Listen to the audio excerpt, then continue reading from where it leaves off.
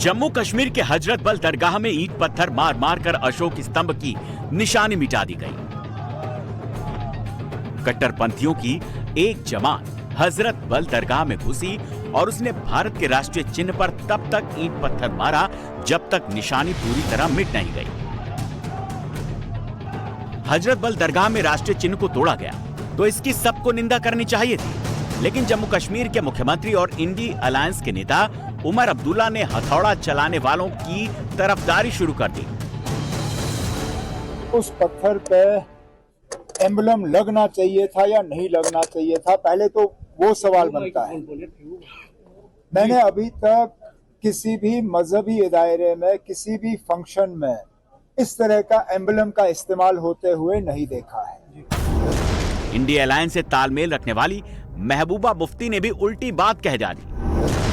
FIR तो होना चाहिए, अंडर सेक्शन 295A के तहत होना चाहिए, ब्लास्फेमी के लिए होना चाहिए और उन्हीं के खिलाफ होना चाहिए जिन्होंने ये बोर्ड लगाया, जिन्होंने इसका इनॉग्रेशन किया, जिन्होंने वहां अपनी ताजपोशी करवाई, उनके खिलाफ होना चाहिए।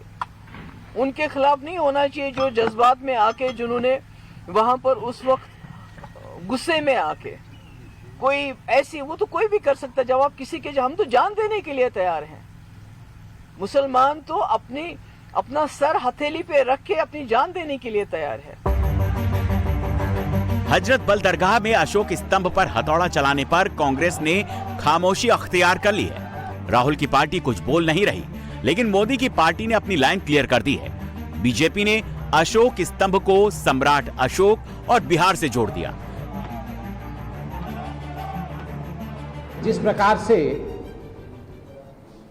भारत भूमि के उस विशिष्ट अंग, जिन्होंने हमें ज्ञान दिया, जिन्होंने हमें संस्कार दिया, बिहार के लिए जो अपमान का भाव कांग्रेस पार्टी के मन में है, वो समय समय पर दिख रहा है। आज दो ऐसी चीजें हुई हैं जो कहीं न कहीं पूरे बिहार की संवेदनाओं को, पूरे बिहार के भावनाओं को और बिहारी अस्मिता को ठेस पहुंचाती है। श्रीनगर के हजरत बल में जिस प्रकार से अशोक चिन्ह, जो कि सम्राट अशोक ने अशोक स्तंभ में स्थापित किया था, उसे तोड़ा गया। और कुछ नेताओं का यह भी कहना है कि क्या आवश्यकता थी वहां अशोक चिन्ह का होना।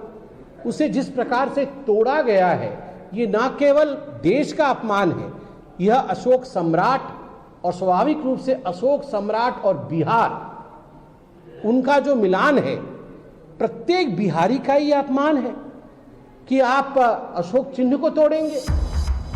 मोदी की पार्टी ने अशोक स्तंभ पर लाइन क्लियर कर दी। मोदी सरकार ने भी लाइन सीधी रखी।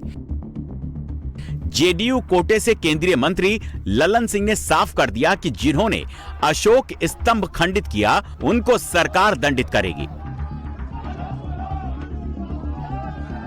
अशोक स्तंभ जो है वो इस देश का प्रतीक है और उसको कोई खंडित करने वाले बिल्कुल वो दंडित। सम्राट अशोक उस मौर्य वंश के सबसे प्रतापी सम्राट थे जो पाटलिपुत्र में बैठकर अफगानिस्तान तक शासन करते थे, जिनकी सीमा आज के म्यांमार यानी बर्मा तक फैली थी। अशोक ने पहली बार पूरे भारतवर्ष को एक किया और धम्म को संरक्षण भी दिया। उसी अशोक की लाट को आजाद भारत में राष्ट्रीय चिन्ह के रूप में अपनाया गया। बिहार के लिए अशोक का खास महत्व है। बीजेपी और जेडीयू ने उसे भांप लिया है। कांग्रेस और आरजेडी यहां भी मुस्लिम वोट का हिसाब देख रही है। ये सब फालतू की चीजें जो है ना, कौन क्या कह रहा नहीं कर रहा है, जिसने किया है उस पर कार्रवाई होनी चाहिए। इसमें आरजेडी और कांग्रेस का कहना। हजरत बल दरगाह में अशोक स्तंभ लगाने वाले मुसलमान थे, वहां अशोक स्तंभ तोड़ने वाले भी मुसलमान थे। आरजेडी कांग्रेस को डर है, अगर इस आग की तरफ उसने हाथ बढ़ाया तो हाथ जल जाएंगे। बीजेपी के लिए यहां फायदा ही फायदा है।